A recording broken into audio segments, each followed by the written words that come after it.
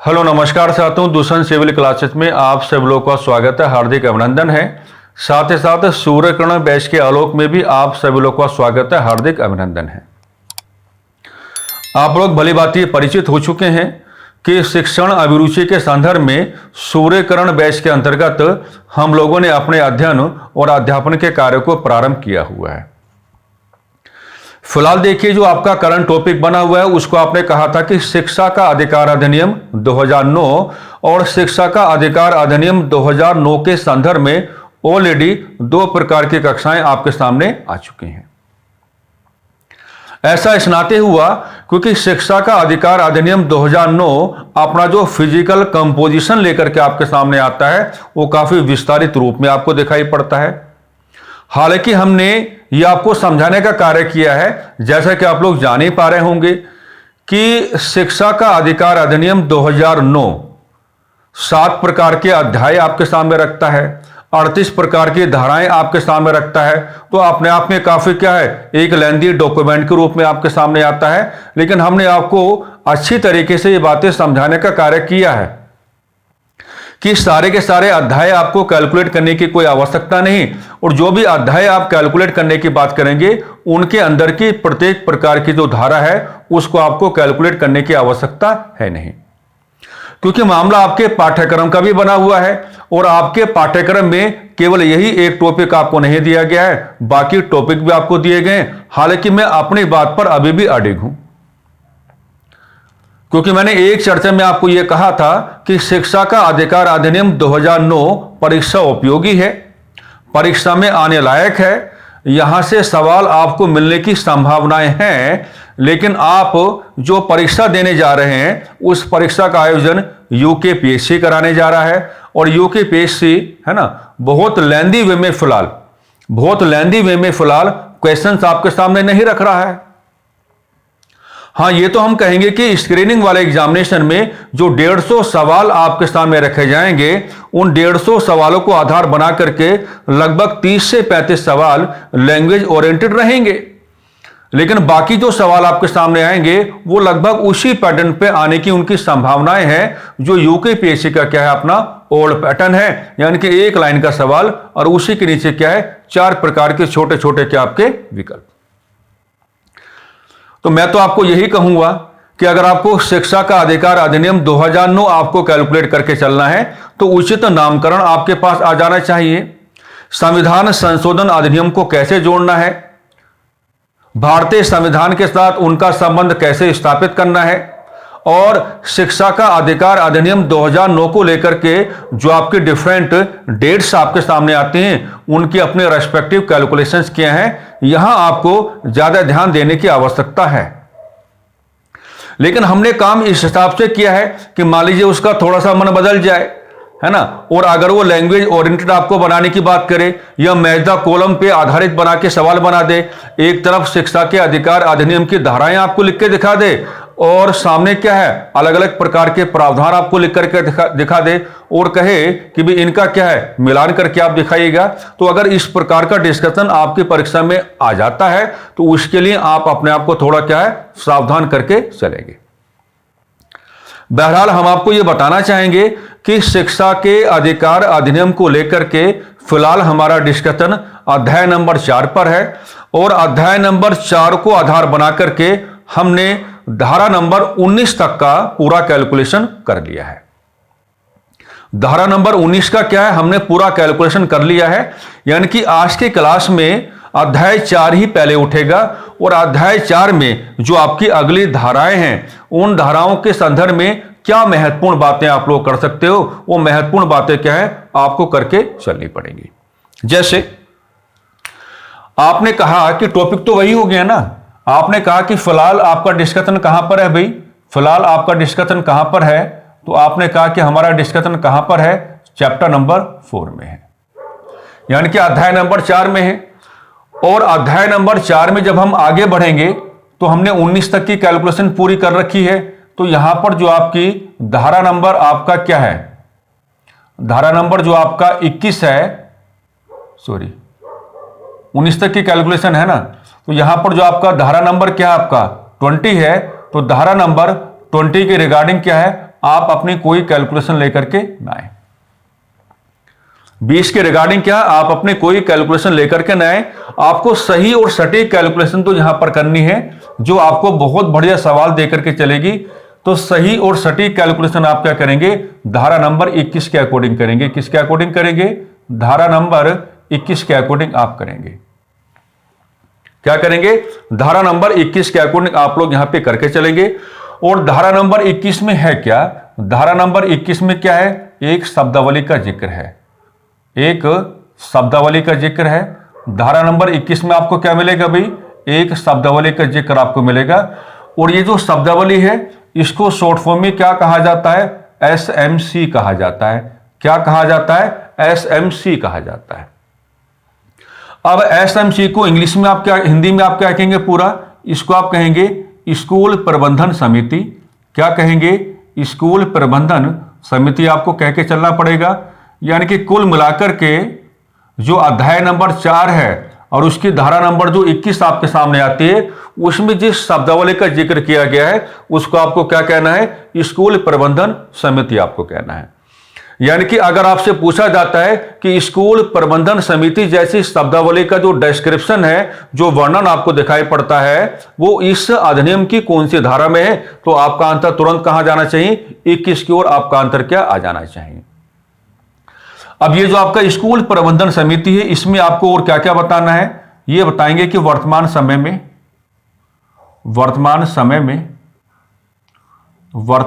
में इसके सदस्यों की संख्या, वर्तमान समय में इसके सदस्यों की संख्या, वर्तमान समय में इसके सदस्यों की संख्या, तो वर्तमान समय में इसके सदस्यों की संख्या कितनी है आपका, 16% है। वर्तमान समय में इसके सदस्यों की संख्या कितना है आपका, 15% है। और जो आपका 15%, सॉरी, वर्तमान समय में इसके सदस्यों की संख्या कितनी आपकी, 16 है। 15% नहीं बल्कि क्या है, 16 आप लेके चलेंगे। अगली बात आप यहां पर ये बता के चलेंगे कि 75% सदस्य, 75% सदस्य क्या होते हैं, गार्जियन होते हैं।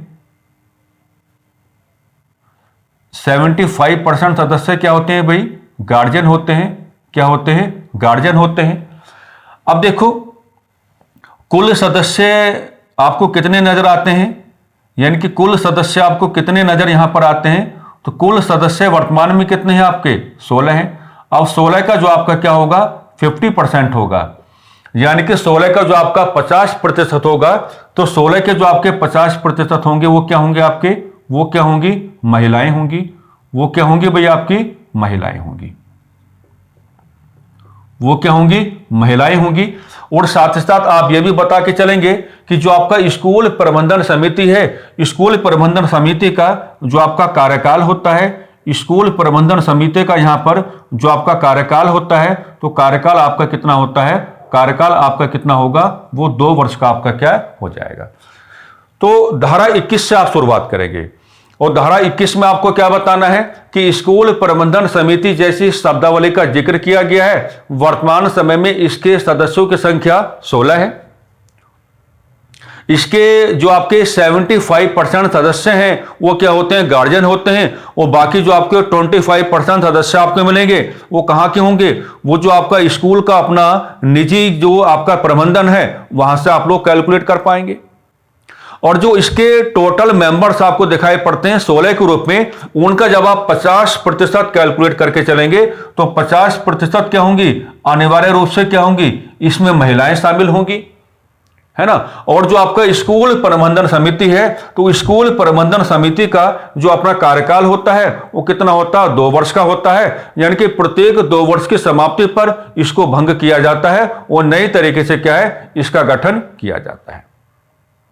नए तरीके से क्या है, इसका गठन किया जाता है। अब इसके साथ जो आपका चैप्टर नंबर 4 है उसकी आप क्या जोड़ के चलेंगे, धारा नंबर आप क्या जोड़ के चलेंगे, आप 22 जोड़ के चलेंगे, यानी कि 22 आप जोड़ के चलेंगे।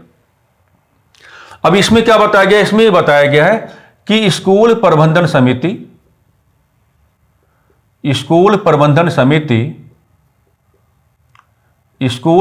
समिति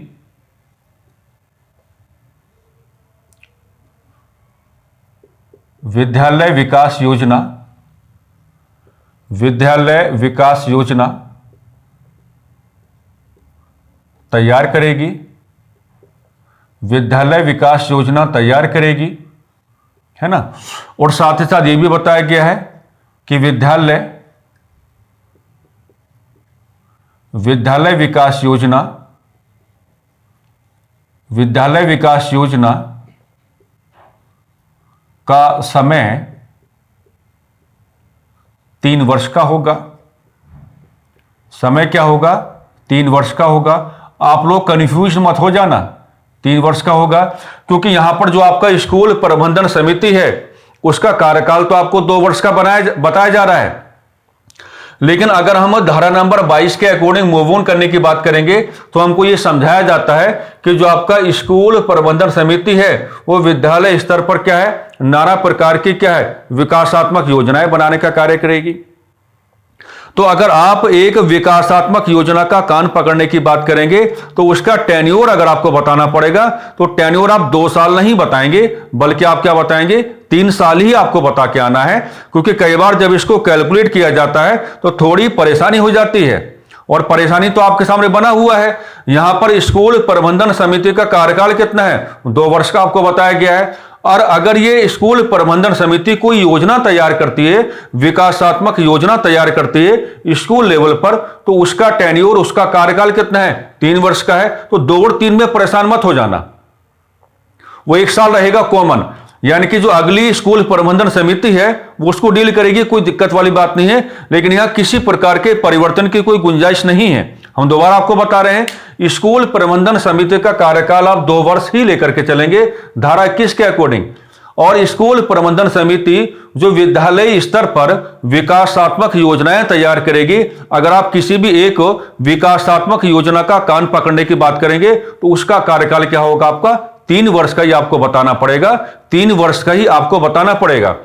और इसी प्रावधान को अगर आप सीटेट लेवल पर कैलकुलेट करने की बात करेंगे तो किसी एक विकासात्मक योजना के अंदर एक क्या होगी, उप विकासात्मक योजना होगी, उसका कार्यकाल भी कितना बताया जाता है, 3 वर्ष का ही बताया जाता है। तो फिर मैं दोबारा आपको कहूंगा कि 2 वर्ष और 3 वर्ष को लेकर के क्या है, अपने आप को बिल्कुल भी परेशान करने की आपको कोई भी आवश्यकता यहां पर नहीं है।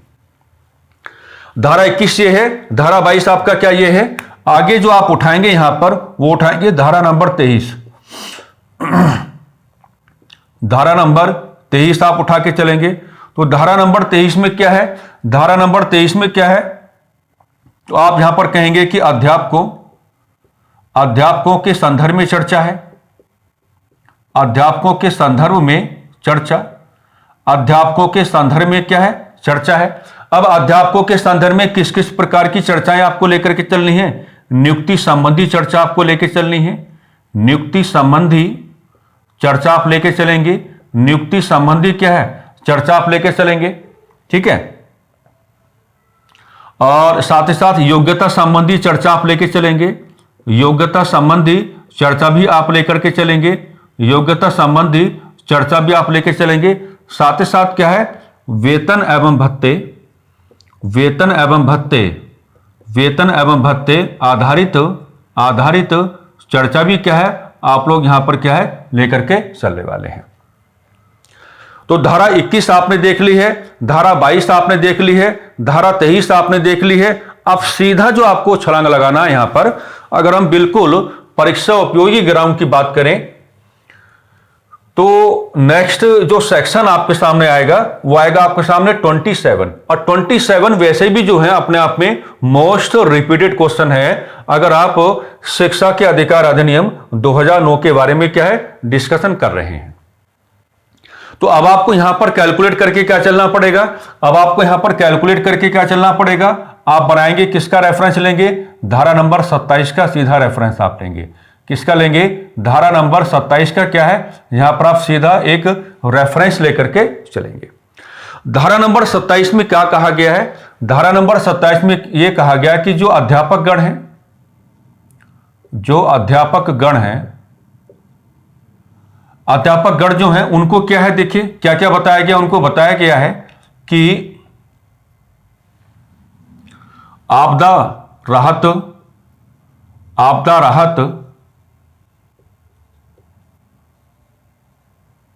कार्यों, आपदा राहत कार्यों। एक बात क्या कही गई यहां पर, जनगणना, जनगणना आधारित कार्यों, जनगणना आधारित कार्यों, जनगणना आधारित कार्यों, जनगणना आधारित कार्यों। और एक बात क्या कही गई है यहां पर कि चुनाव संबंधी कार्यों, चुनाव संबंधी कार्यों, चुनाव संबंधी कार्यों, चुनाव संबंधी कार्यों। यानी कि इस प्रकार के कार्यों का रेफरेंस आपको क्या लेके चलना पड़ेगा, धारा नंबर 27 के अकॉर्डिंग आपको लेके चलना पड़ेगा। अध्यापक गणों के बारे में आपको बातें करनी पड़ेंगी और यह बताना पड़ेगा कि ऐसे कार्यों के अतिरिक्त, आप देख पा रहे हैं ना कि ये शिक्षण संबंधी कार्य तो नहीं है ना, तो इनका रेफरेंस आपको लेकर के यहां पे चलना पड़ेगा। ऐसे कार्यों, ऐसे कार्यों के अतिरिक्त,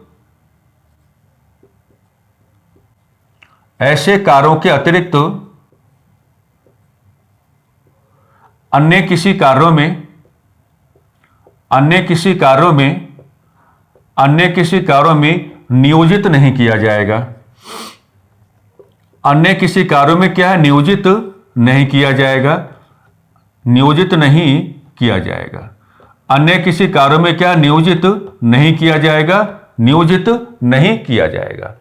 तो ये मोस्ट रिपीटेड क्वेश्चन है शिक्षा के अधिकार अधिनियम 2009 के संदर्भ में, क्योंकि आप जानते हैं कि इस प्रकार के कार्यों में क्या है, आपका नियोजन करा दिया जाता है, लेकिन आप देख पा रहे हैं कि ये जो कार्य हैं ये अध्यापन से अपना कोई भी संबंध नहीं रखते हैं।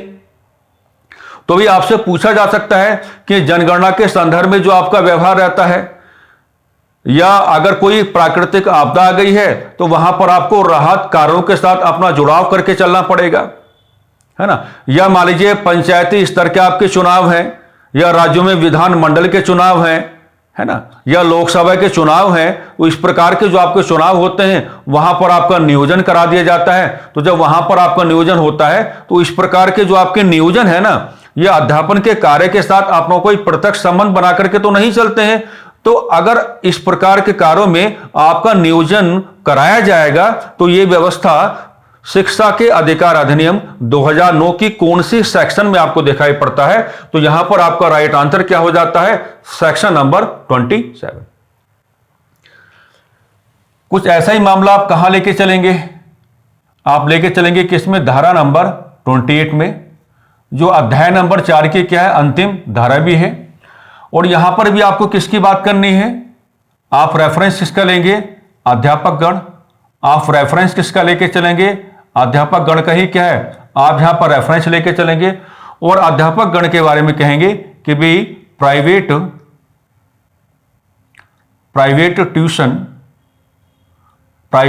ट्यूशन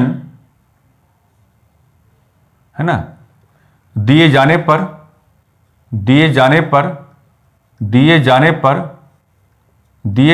क्या है, प्रतिबंध है। दिए जाने पर क्या है भाई, प्रतिबंध है। दिए जाने पर क्या है, प्रतिबंध है।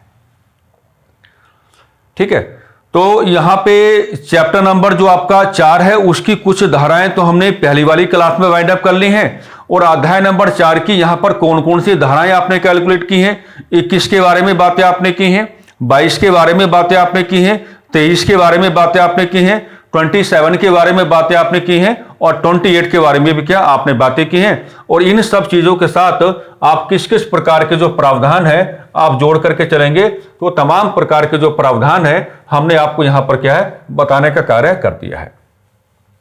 अब आगे बढ़ने का तरीका क्या होगा, आगे बढ़ने का तरीका यह होगा कि शिक्षा का अधिकार अधिनियम 2009 अध्याय 5 में जो भी बातें करेगा आप छोड़ के चलेंगे, अध्याय 7 में जो भी बातें करेगा आप छोड़ के चलेंगे।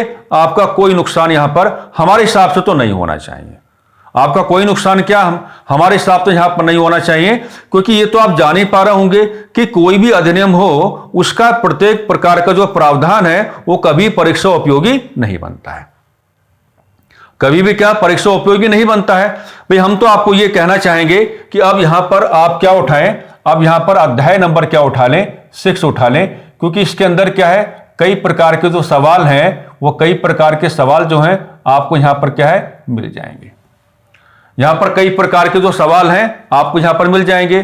तो अध्याय नंबर जो आपका 6 होगा, आप उसकी शुरुआत कहां से करेंगे, है ना, यानी कि 31 से आप उसकी शुरुआत करते हैं और कहां तक लेके जाते हैं, 34 तक आप उसको लेके जाते हैं। तो शुरुआती धारा क्या मिलेगी, शुरुआती धारा क्या मिलेगी आपको यहां पर, धारा नंबर आप क्या लेके चलेंगे, तो धारा नंबर जो आप लेके चलेंगे वो 31 ही आप लेके चलेंगे, 31 ही क्या आप लेके चलेंगे।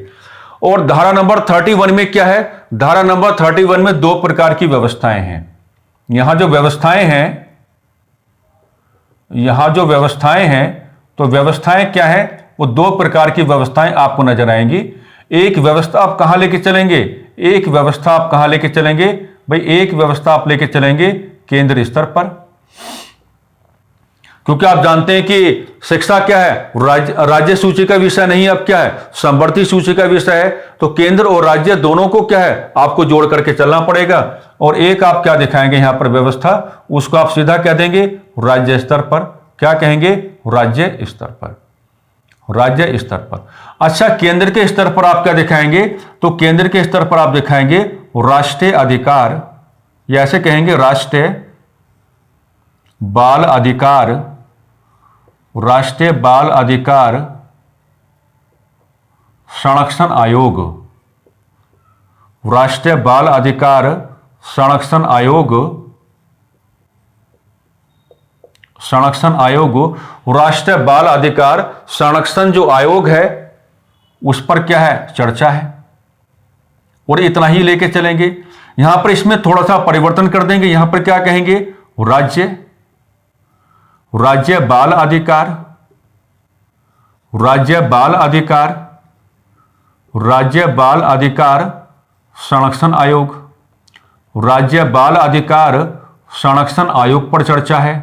राष्ट्रीय बाल अधिकार संरक्षण आयोग पर क्या लेके चलेंगे भाई, चर्चा लेके चलेंगे, है ना। और इतना ही दिखाना, इनके फिजिकल कंपोजिशन में अगर आप जाने की बात करेंगे तो बेवजह की बात है, फिर तो डॉक्यूमेंट आपका क्या कहीं से कहीं चला जाएगा। आपको यहां पर प्रावधान दिखाना है, क्योंकि आपसे ज्यादा जो सवाल पूछे जाने की संभावनाएं हैं वो यही हैं कि शिक्षा का अधिकार अधिनियम अपनी किस प्रकार की धारा के माध्यम से राष्ट्रीय बाल अधिकार संरक्षण आयोग की चर्चा करता है या राज्य बाल अधिकार संरक्षण आयोग की चर्चा करता है। तो यहां पर आपका आंसर क्या हो जाएगा, धारा नंबर 31 आपका क्या है, आंसर यहां पे हो जाता है। जब इसी चीज को और थोड़ा और आप आगे बढ़ाने की बात करेंगे तो यहां पर आपको क्या लेके चलना है, यहां पर आपको लेके चलना है धारा नंबर क्या हो जाएगा आपका 32 हो जाएगा, धारा नंबर क्या हो जाएगा आपका 32 हो जाएगा। अब धारा नंबर 32 में क्या जोड़ो, आप दोनों चीजों को जोड़ो, राष्ट्रीय स्तर पर प्लस राज्य स्तर पर, राज्य स्तर पर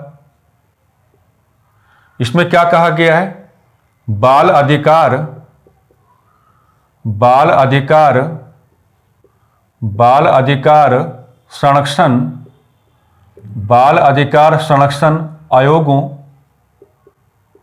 आयोगों को शिकायत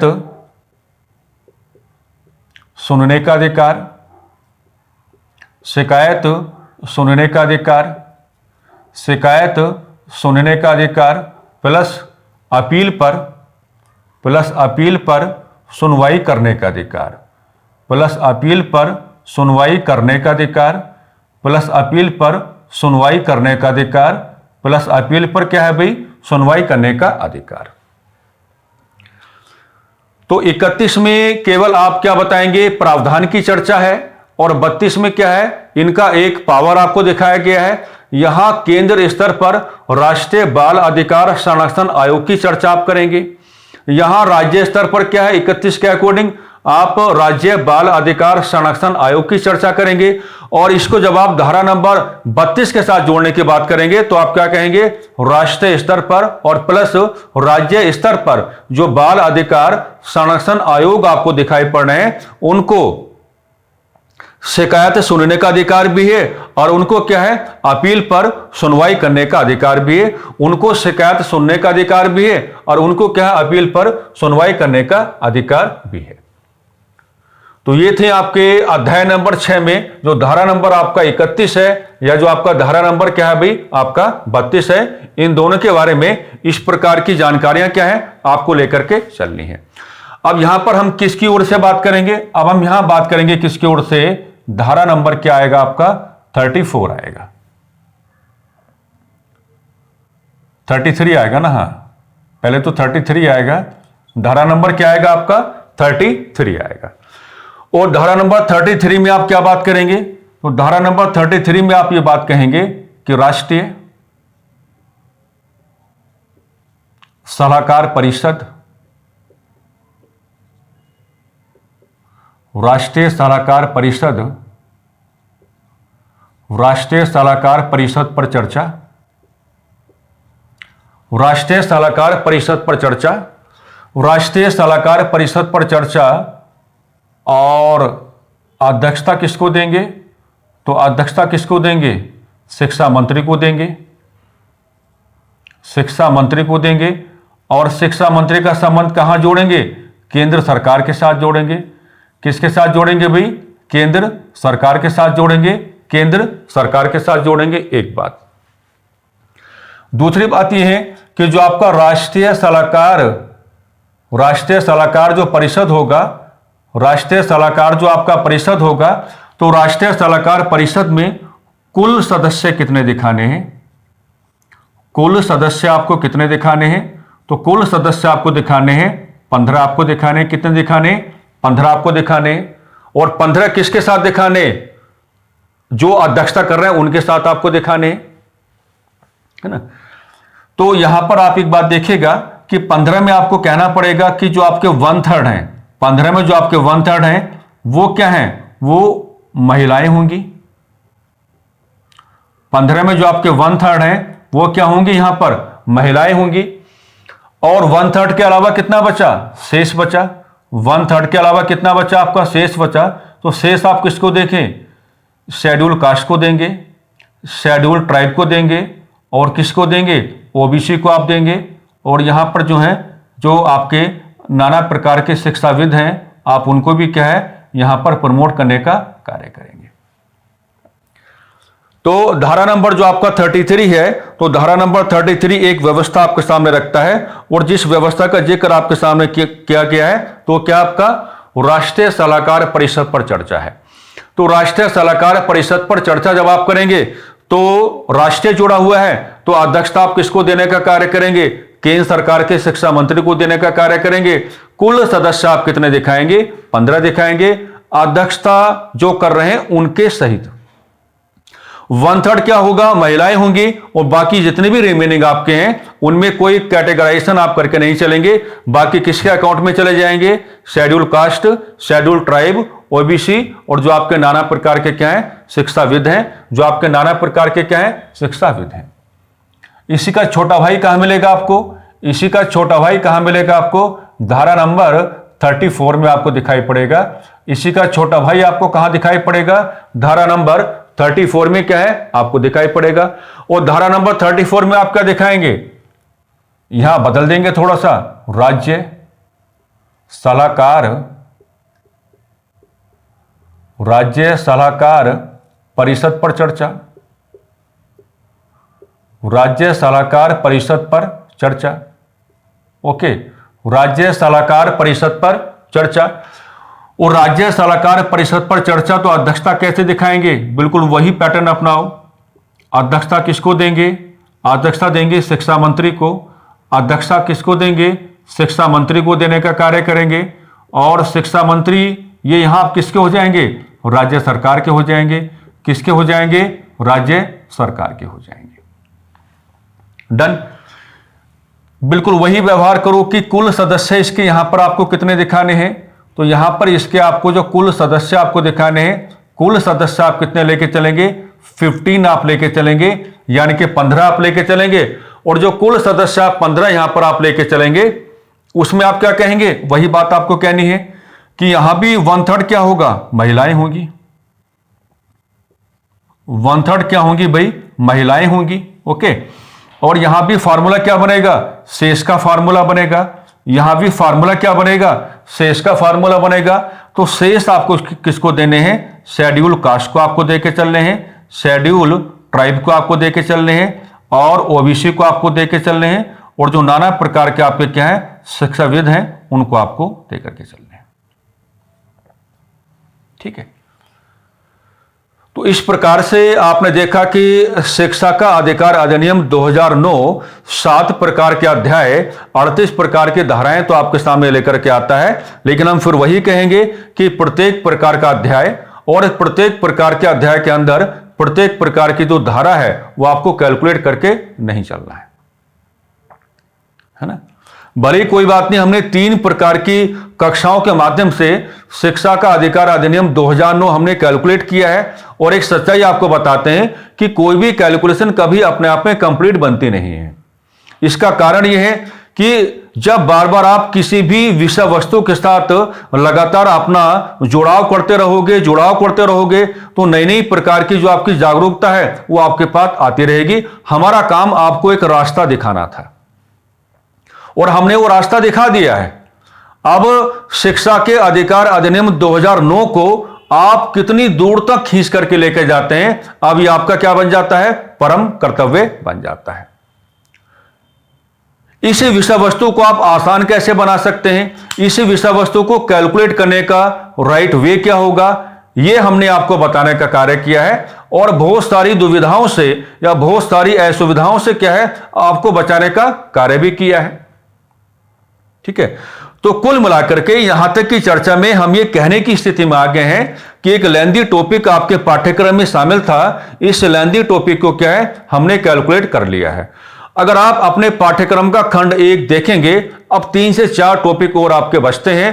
3 से 4 टॉपिक पहले हम वही कंप्लीट करेंगे जो आपके पाठ्यक्रम में क्या है लिखे हुए हैं, और उन तमाम प्रकार के टॉपिक्स को कैलकुलेट करने के बाद फिर आएंगे शिक्षण अभिरुचि के अलग भाग पर, जहां आपको बहुत कुछ सीखना है ना। शिक्षा का मनोवैज्ञानिक ग्राउंड भी आपको सीख के चलना पड़ेगा, है ना। अधिगम के बारे में आपको पढ़ना पड़ेगा, शिक्षण कौशल के बारे में आपको पढ़ना पड़ेगा, शिक्षण पद्धतियों के बारे में आपको पढ़ना पड़ेगा, है ना। वहां जो ग्रेविटीज हैं और भी गहराई में आएंगी आपके सामने, है ना। इसलिए इस टॉपिक ने कम से कम आपको अभ्यस्त कर दिया है कि कुछ टॉपिक आपके पाठ्यक्रम में ऐसे आ जाते हैं जहां पर लेंदी कैलकुलेशन बन जाती है और हम लोग बच के निकलने की स्थिति में है नहीं। अगर देखा जाए तो हम लोग क्या बच के निकलने की स्थिति में है नहीं, हमको उसी हिसाब से व्यवहार करना पड़ेगा जो समय की मांग कहती है, तो उसी हिसाब से हमने क्या है व्यवहार कर दिया है। 2-3 बातें मेरी सुनो। अभिजय बैच लगातार आपके सामने आ रहा है और मामला किसका है, आधुनिक भारतीय इतिहास का मामला है ना।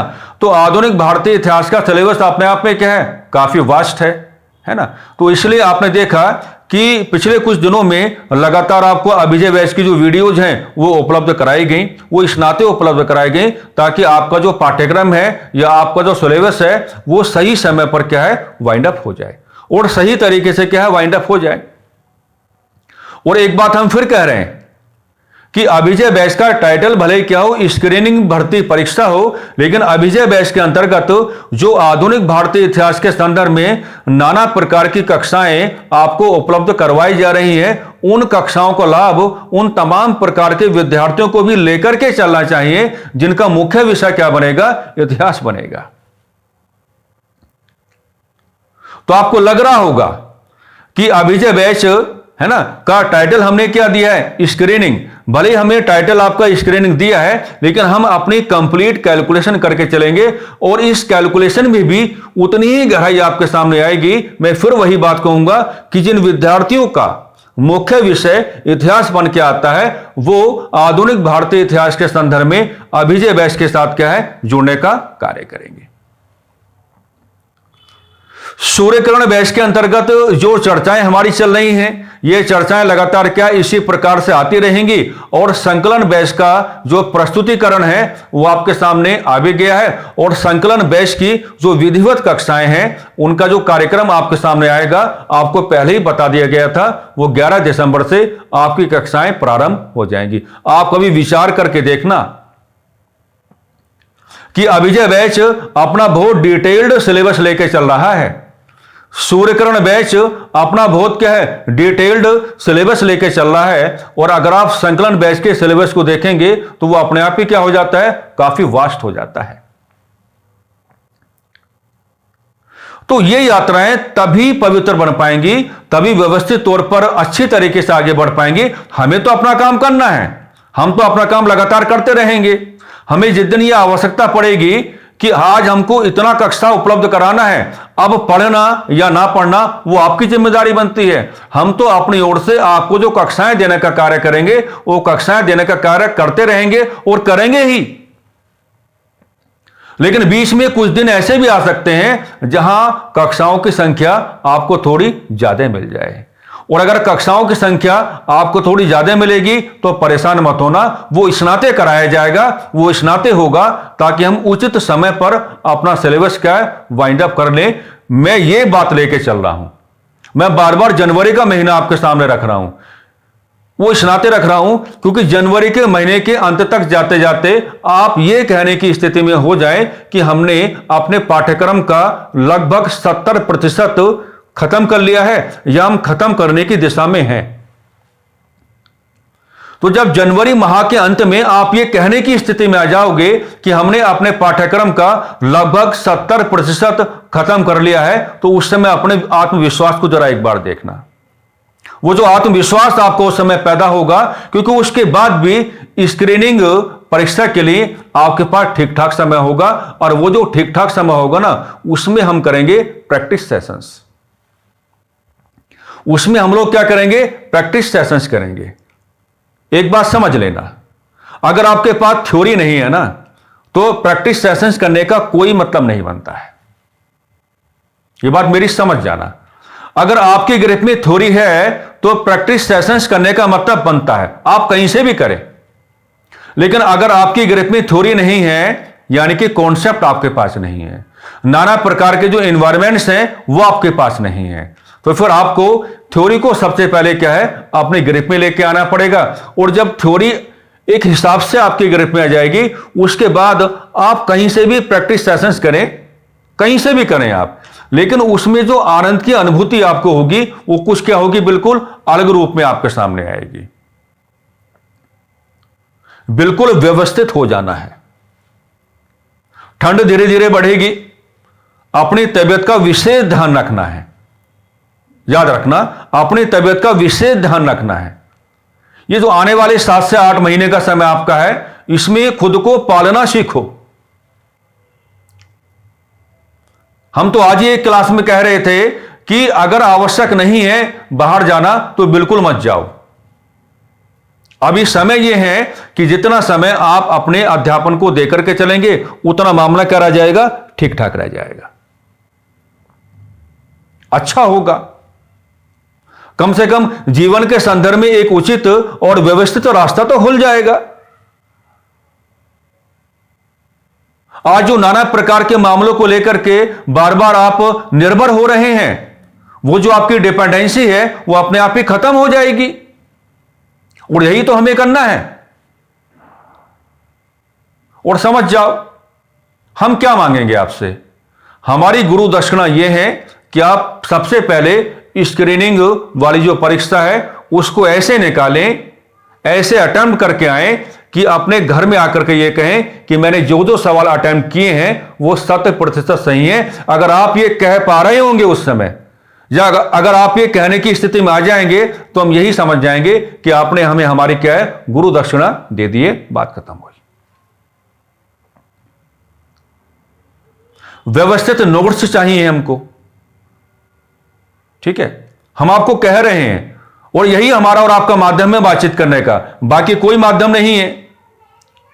तो जो भी कक्षाएं आपके सामने संचालित हो रही हैं, इन कक्षाओं में जैसे ड्राफ्टिंग हम कर रहे हैं, एक तो ड्राफ्टिंग बिल्कुल आपको ऐसे ही करनी है, और फिर क्या बनेगी, इसकी सेकंड ड्राफ्टिंग बनेगी।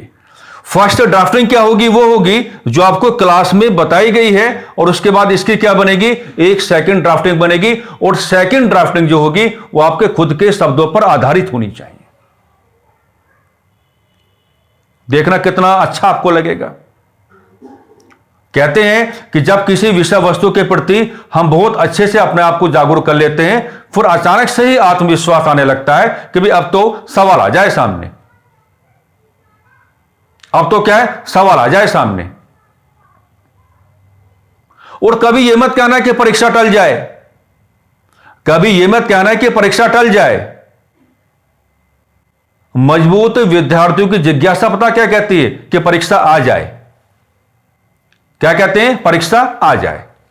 आपको यह नहीं कहना कि परीक्षा टल जाए, यह कभी मत कहना, है ना। क्योंकि देखो, बहानेबाजी से कोई काम नहीं चलेगा, बहानेबाजी से कोई भी काम नहीं चलेगा। आपको बिल्कुल गहराई में जाकर के व्यवस्थित होना पड़ेगा, मजबूती के साथ आपको तैयारी करनी पड़ेगी। हम कभी किसी मामले में कोई कंजूसी करें तो हमारा आके कान पकड़ लो, या आपको कभी लगे कि हम कक्षाएं आपको यूट्यूब पर दे रहे हैं, या किसी भी टॉपिक में हमने बहुत ही स्ट्रेट फॉरवर्ड व्यवहार कर दिया हो, या आए और आकर के दो चार बातें बोल के निकल के चले गए, नहीं, ये हमारे लिए कक्षाएं हैं, ये बात समझ जाना। ये यूट्यूब के कोई सेशंस नहीं हैं।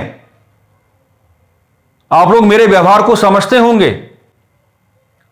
मेरे लिए यूट्यूब का ये तो एक साधन है, मेरे लिए ये यूट्यूब के कोई सेशंस नहीं है, मेरे लिए कक्षाएं हैं, और मैं अपनी कक्षाओं को, इन कक्षाओं को उसी तरीके से संचालित करना चाहता हूं जिस तरीके से अध्यापन की डिमांड है, जिस तरीके से आपकी परीक्षा की डिमांड है। क्योंकि मुझे आपको भी संभालना है, और आपके साथ साथ उन तमाम प्रकार के लोगों को संभाल के चलना है जो आपसे अपेक्षाएं मान के बैठे हैं कि हमारे बालक एक दिन बहुत अच्छा काम करके निकलेंगे। और जो लोग आपके प्रति अपनी अपेक्षाएं बनाए हुए हैं, अगर आप उन अपेक्षाओं की पूर्ति अध्यापक बनकर करेंगे ना, तो इससे बेहतरीन बात और कोई कहीं आपको नहीं मिलेगी। ठीक है, बातें समझ में आ रही होंगी। तो जो ड्रीम हम लेके चले हैं 6 अप्रैल का, उस ड्रीम के बारे में सोचना है, उस ड्रीम को क्या है, पूरा करना है। जैसे जैसे मुझे आपको सुविधाएं देनी है, वैसे वैसे मैं तमाम प्रकार की सुविधाओं के संदर्भ में क्या है, आपको जागरूक करता रहूंगा।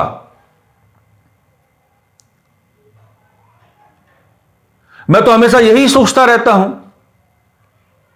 कि कब, कैसे, किस तरीके से अपने विद्यार्थियों को नई प्रकार की सुविधाएं दे दूं। 6 अप्रैल को लेकर के जो आपको बेचैनी होगी ना, उससे ज्यादा बेचैनी मुझे है। क्योंकि उस दिन मैं वाकई में ये चाहता हूं कि आप लोग ये कहकर के चलो कि बात बन गई। और उस दिन अगर आपने कह दिया कि बात बन गई, तो फिर देखना क्या होगा। फिर आगे की जो यात्राएं हैं ना आपकी, आगे की यात्राएं और भी मजबूती के साथ आगे बढ़ेंगी, और भी बड़े क्या है, आत्मविश्वास के साथ आगे बढ़ेंगी। क्योंकि कक्षा का मतलब यह बिल्कुल नहीं है कि आपने एक कक्षा का संचालन कर दिया। आप किसी एक कक्षा का संचालन करके अपने कर्तव्यों से विमुख आप कभी नहीं हो सकते। आपकी कक्षा का उद्देश्य यह होना चाहिए कि आपका विद्यार्थी सफल हो गया।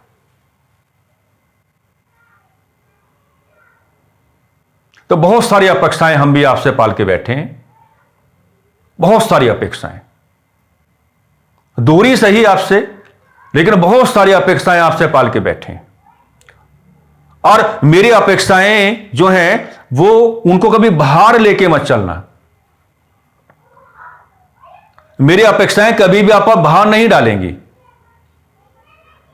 जब जब मुझे लगेगा कि आप कमजोर पड़ रहे हैं, जब जब मुझे लगेगा कि आप नाना प्रकार की या किसी भी प्रकार की कोई असुविधा का सामना कर रहे हैं, हम किसी न किसी तरीके से आपके सामने आ ही जाएंगे। कमजोर तो नहीं पड़ने देना है भाई, क्योंकि यात्रा प्रारंभ की है। और मतलब केवल इस यात्रा का नहीं है, बहुत सारे लोग हमको पहले से भी जानते होंगे, हम टाइम टेकन हैं, लेकिन एक बार समय देके तो देखो, है ना। तो बस आज शिक्षा का अधिकार अधिनियम 2009 हमने कैलकुलेट कर लिया है, और जैसा मैंने बताया उसी हिसाब से तमाम प्रकार के जो बैचेस हैं वो आपके सामने आते रहेंगे, है ना। आप जिस तरीके से क्लासेस आपको दी जा रही हैं उसी तरीके से क्लासेस के साथ अपना जुड़ाव करके चलेंगे, है ना। और जो भी मैंने तरीके आपको बताए हैं उन तमाम प्रकार के तरीकों को अपनाते हुए क्या है, अपनी तैयारी को एक सकारात्मक दिशा देने का कार्य करेंगे। कुल मिलाकर इन्हीं सकारात्मक शब्दावलियों के आलोक में हम आज की चर्चा को थोड़ा विराम देना चाहेंगे। नमस्कार, धन्यवाद।